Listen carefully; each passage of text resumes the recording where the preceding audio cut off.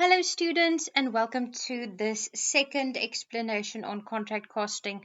This question is called Kandusa contractors, and here they've given you some information relating to one of the contracts, and then again they ask you to go and calculate or perform or construct the ledger account or the T account.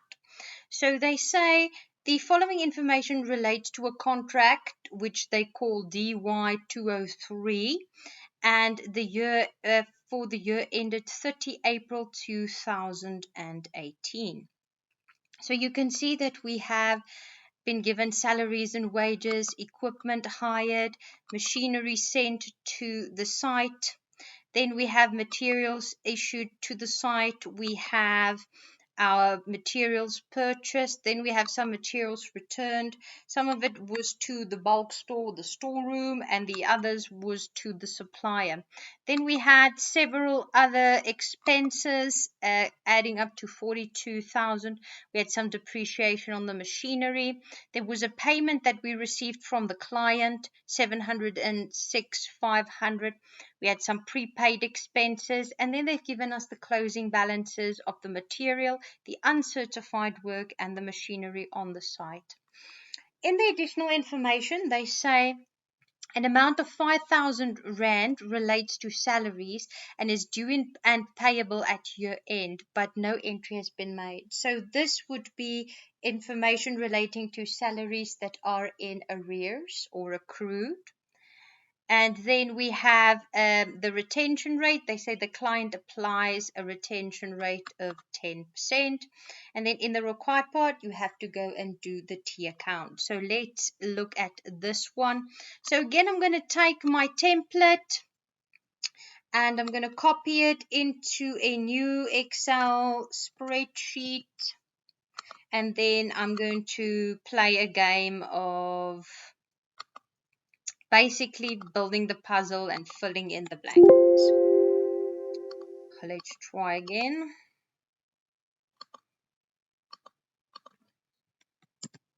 Here we go. Right, so again, I'm going to take the information as it was listed within the table given, and then we will address the additional information given. If I look at the information in the table of question number 2, it starts with salaries and wages. So I'm going to go and look for where salaries and wages are at. There we go. It was 215,000. Then we have some equipment that we hired. That was 34,000.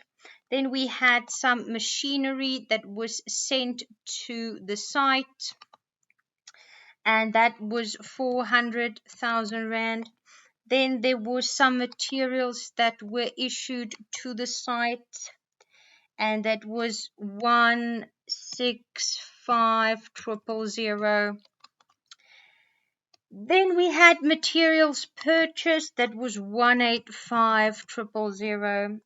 The next one shows the returns. Some of the returns were made to the storeroom at 5,000. Some of them were returned to the supplier at 2,000, for which the entry is then creditors control. Then there was some diverse expenses, which I am just going to fill out here, 42,000. I never know how to pronounce that word correctly. Miscellaneous, I don't know, but I'm talking about those expenses. Then they've given us some depreciation. Of course, the depreciation relates to what? The closing balance of the machinery. So we're going to go to machinery and say that it was worth 400,000 when it was transferred to the contract.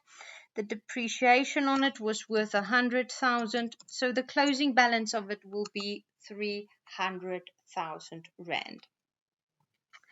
Then we have an amount of payment that was received from the client. Of course, this will now go under my portion of debtors for certified work. So at this point, I think we can slot it in, because here what we will say is it is the a payment that was received 706,500, and we're going to divide it by the percentage that this amount represents.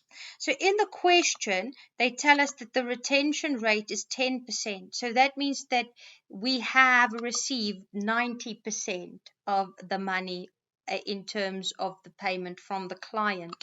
So I'm going to go back and say divide then by 0,9, because it's 1 minus the retention rate. So the full amount that the debtor should be invoiced for the certified work is 785,000. In the next entry, we have some prepaid expenses. So balance of prepaid expenses. There we go. And that was an amount of 1,000 Rand. And then they've given us the closing balances of the material,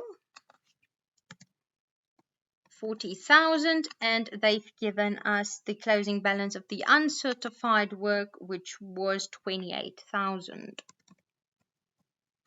We should not forget, in the additional notes, there's also an amount relating to the salaries that are in arrears.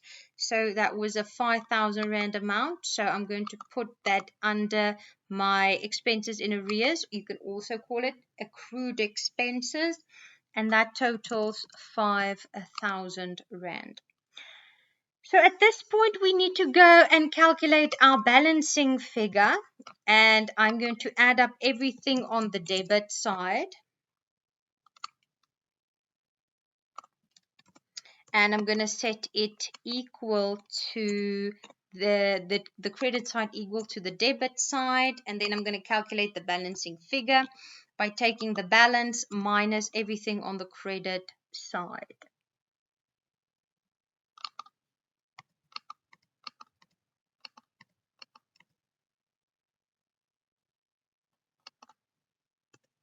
And I get 670,000. You will remember that we require a double entry here, so it's going to go to the side as well.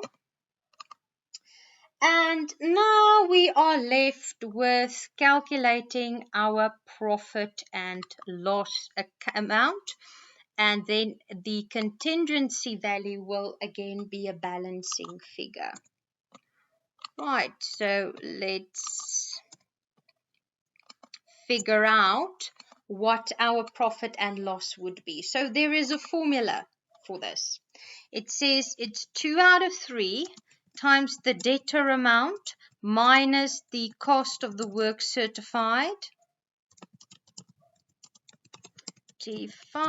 and we're going to times that by 1 minus our retention rate. So here we're going to say it is 2 out of 3. Where does the 2 out of 3 come from? It is a standard part of the formula. The 2 out of 3 you do not calculate. It is part of the formula. Right? Then the debtors amount was 785,000. In other words, it's this amount that we've taken here. Then we minus from that the cost of the work certified, 670,000. And we're going to times that by 1 minus the retention rate of 10%. So it's 2 out of 3 times by, if I type into my calculator the 785,000 minus the 670,000, I get to 115,000. And we need to times that by 90%.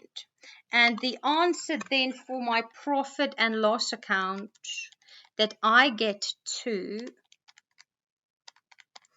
is 69,000.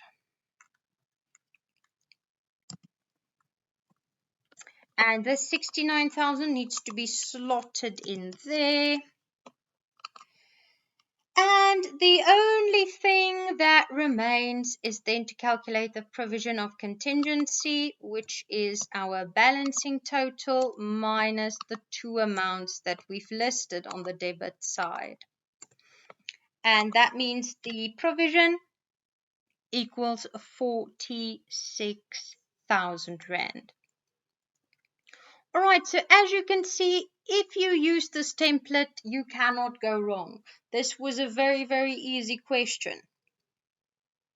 The only tricky part was you had to know the formula of the profit and loss, and you had to remember to calculate the full amount that the debtor owes you, not only the amount that they've paid.